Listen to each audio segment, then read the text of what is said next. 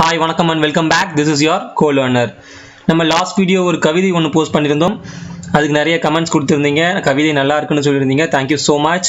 All the credits goes to the creators. நீங்கள் இன்னும் அந்த வீடியோவை பார்க்கலன்னா டிஸ்கிரிப்ஷனில் லிங்க் கொடுக்குறேன், மேலே ஐ பட்டனும் கொடுக்குறேன், கிளிக் பண்ணி பார்த்துக்கோங்க. திடீர்னு எதுக்கு அந்த கவிதையை போஸ்ட் பண்ணணும் அப்படின்றதுக்கு உண்டான ரீசனும் அந்த வீடியோவில் சொல்லியிருந்தோம். அதே மாதிரி ஒரு கொஷினும் கேட்டிருந்தேன். அந்த வீடியோவை நம்ம எந்த சாஃப்ட்வேரில் எடிட் பண்ணியிருக்கோம் அப்படின்றத உங்களால் கெஸ் பண்ண முடியுதான்னு. ஸோ நிறைய பேர் கெஸ் பண்ணியிருந்தீங்க. Thank you so much. ஸோ அதுக்கு உண்டான பதிலை நம்ம இந்த வீடியோவில் பார்ப்போம்.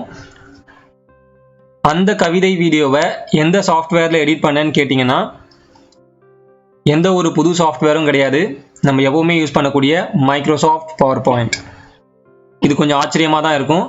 மைக்ரோசாஃப்ட் PowerPointை வச்சு ஒரு சர்டிஃபிகேட் டிசைன் பண்ண முடியும், ஒரு இன்விடேஷன் டிசைன் பண்ண முடியும். அதுவும் இல்லாமல் இமேஜ் பேக்ரவுண்ட் ரிமூவ் பண்ண முடியும். இந்த மூணுமே நம்ம வீடியோ தனித்தனியாக போட்டிருக்கோம். அந்த வீடியோஸ்க்கு உண்டான லிங்க்கும் டிஸ்கிரிப்ஷனில் கொடுக்குறேன், மறக்காமல் போய் பாருங்கள். இதெல்லாமே ஓகே. இது என்ன இப்போ வீடியோ க்ரியேட் பண்ணுறது அப்படின்னு கேட்டிங்கன்னா, இதுவும் சிம்பிள் தான். So first Microsoft PowerPoint open பண்ணிக்கோங்க. ஆல்ரெடி நம்ம அந்த வீடியோக்கு உண்டான ஃபைலே நான் ஓப்பன் பண்ணிட்டேன். இதில் பார்த்தீங்கன்னா ஆல்ரெடி நம்ம இமேஜஸ்லாம் டவுன்லோட் பண்ணி இதில் பேஸ்ட் பண்ணி அரேஞ்ச் பண்ணி வச்சுருக்கேன். ஸோ நம்ம எந்த இமேஜஸ் எடுத்தாலும் அது காப்பிரைட்ஸ் ஃப்ரீ இமேஜஸாக இருக்கணும். அதை மறக்காமல் நம்ம செக் பண்ணிவிட்டு தான் அந்த இமேஜை நம்ம டவுன்லோட் பண்ணணும். ஸோ இந்த வீடியோஸில் பார்த்தீங்கன்னா நம்ம நிறைய இமேஜஸ் யூஸ் பண்ணியிருக்கேன். எல்லாமே காப்பிரைட்ஸ் ஃப்ரீ இமேஜஸ் தான். ஸோ இதில் நமக்கு என்னென்ன இமேஜஸ் தேவையோ அதுக்கேற்ற மாதிரி நான் 1 by 1 அரேஞ்ச் பண்ணியிருக்கேன். அரேஞ்ச் பண்ணிவிட்டு அந்தந்த ஸ்லைடில் என்னென்ன லெட்டர்ஸ் வரணுமோ அதை ஜஸ்ட் இன்சர்ட் போயிட்டு இன்சர்ட் டெக்ஸ்ட் பாக்ஸ் கொடுத்து நான் டெக்ஸ்ட்டாக டைப் பண்ணி வச்சுருக்கேன். ஸோ இது நார்மலாக நம்ம ஒரு PowerPoint ப்ரெசன்டேஷன் பண்ணக்கூடிய ஒரு ஃபார்மல் ஸ்டெப். இதில் நம்ம வீடியோவாக மாற்றுறதுக்கு என்னென்ன பண்ணணும்னா, இதில் நமக்கு அனிமேஷன்ஸ் வேணும்னா அனிமேஷன்ஸ் ஆட் பண்ணிக்கலாம், இல்லை டிரான்சிஷன்ஸ் வேணும்னா டிரான்சிஷன்ஸ் ஆட் பண்ணிக்கலாம். ஸோ இதில் மேலே பார்த்தீங்கன்னா டிரான்சிஷன்ஸ்னு ஒரு ஆப்ஷன் இருக்கும். இதை கிளிக் பண்ணிங்கன்னா, இதை கிளிக் பண்ணதுக்கப்புறம் இதில் நிறைய டிரான்சிஷன்ஸ் இருக்கும். இதில் உங்களுக்கு எந்த டிரான்சிஷன்ஸ் பிடிக்குதோ அதை செலக்ட் பண்ணிக்கலாம். அதை செலக்ட் பண்ணிக்கோங்க. அதே மாதிரி ஒரு ஸ்லைடுக்கும் உங்களுக்கு டிரான்சிஷன்ஸ் வேறு வேணும்னாலும் நீங்கள் தனித்தனியாக டிரான்சிஷன் செட் பண்ணிக்கலாம். செட் பண்ணி முடிச்சதுக்கப்புறம் வேர்டிங்ஸ், நம்ம வேர்டிங்ஸ் பார்த்தீங்கன்னா இந்த லெட்டர் மேலேருந்து ட்ராப் ஆகிற மாதிரி சைடில் ஒரு லெட்டர்ஸாக வர மாதிரியான அனிமேஷன் பண்ணியிருப்போம். ஸோ அதுக்கு என்ன பண்ணணும்னா, இந்த வேர்டிங்ஸை ஜஸ்ட் ஒரு கிளிக் பண்ணிங்கன்னா இந்த ஹோல் வேர்டிங்ஸும் செலக்ட் ஆகிடும். செலக்ட் ஆனதுக்கப்புறம் அனிமேஷன்ஸ்குள்ளே போங்க. அனிமேஷன்ஸ்குள்ளே போயிட்டு அதே மாதிரி டிரான்சிஷன் பண்ண மாதிரியே எந்த அனிமேஷன் உங்களுக்கு தேவையோ அதை நீங்கள் செலக்ட் பண்ணிக்கலாம். செலக்ட் பண்ணிவிட்டு ஓகே கொடுத்துருங்க. அவ்வளோதான். ஸோ வந்துடும். உங்களுக்கு எந்தெந்த அனிமேஷன் நீங்கள் கொடுத்துருக்கீங்கன்னு தெரியணும் அப்படின்னா சைடில் பார்த்தீங்கன்னா இந்த அனிமேஷன் பேன்னு இருக்கும். ஸோ அதை கிளிக் பண்ணால் நமக்கு என்னென்ன அனிமேஷன் கொடுத்துருக்கோம் அப்படின்றது இங்கே காட்டும். ஸோ 1 by 1 நம்ம இங்கே பார்த்துக்கலாம். எல்லாமே இதே மாதிரி கொடுத்து முடிச்சதுக்கப்புறம் நீங்கள் நார்மலாக ஒரு ஸ்லைட் ஷோ பார்ப்பீங்க இல்லையா? ஸோ அதே மாதிரி பார்த்துருங்க. ஸோ ஒரு ஸ்லைடுக்கு அப்புறம் நம்ம கொடுத்த டிரான்சிஷன்லாம் கரெக்டாக வந்திருக்கா, நமக்கு டெக்ஸ்ட்டுக்கு கொடுத்த அனிமேஷன்ஸ்லாம் கரெக்டாக வந்திருக்கான்னு. ஸோ எல்லாம் வந்ததுக்கப்புறம் இதுக்கு மியூசிக் ஆர் பேக்ரவுண்ட் வாய்ஸ் கொடுக்கணும். ஸோ அதுக்கு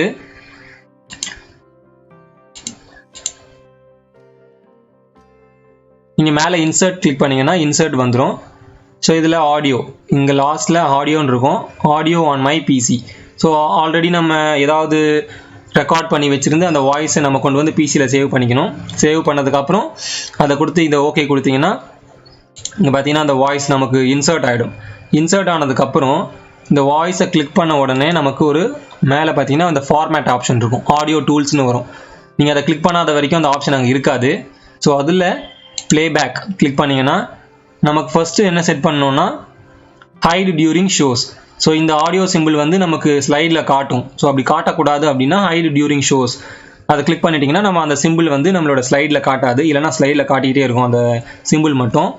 ஸோ அதுக்கப்புறமா நம்ம ஒன்ஸ் ஒரே முறை ரெக்கார்ட் பண்ணி ஒரு ஃபுல் ஃபைலை வச்சுருக்கிறதால த்ரூ அவுட் த ஸ்லைட்ஸ் எனக்கு அது ப்ளே ஆகணும். ஸோ ஒரே ஒரு ஸ்லைடில் மட்டும் ப்ளே ஆகிட்டு நின்றக்கூடாது. அப்படிங்கிறதுக்காக இந்த ப்ளே அக்ராஸ் ஸ்லைட்ஸ், ஸோ இதையும் எனேபிள் பண்ணி கிளிக் பண்ணி விட்டுக்கோங்க. அதே மாதிரி இங்கே ஸ்டார்ட் இருக்குல்லே, அந்த ஸ்டார்ட்டில் ஆட்டோமேட்டிக் இருக்கணும். ஆன் கிளிக் இருக்க வேண்டாம், ஆட்டோமேட்டிக்காக அது கிளிக் ஓடிட்டு இருக்கணும்.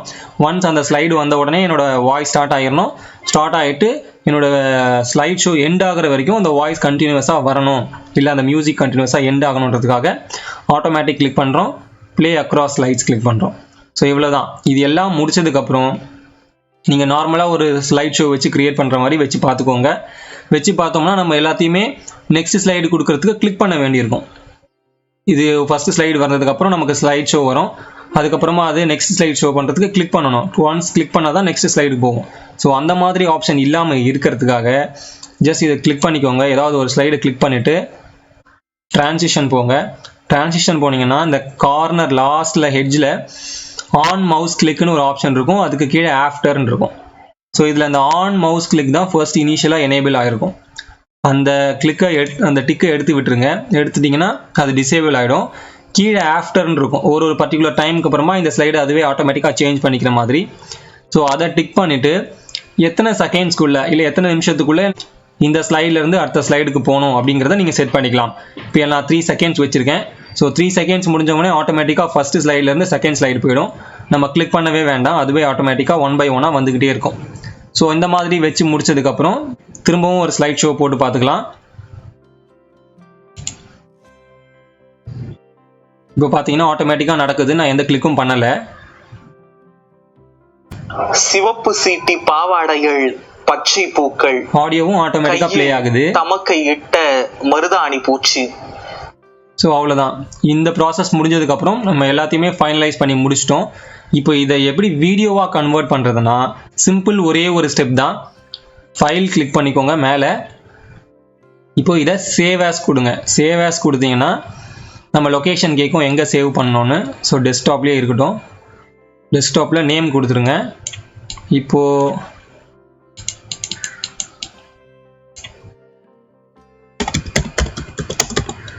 ஃபைல் நேம் கொடுத்துட்டேன், எக்ஸாம்பிள் 1ன்னு.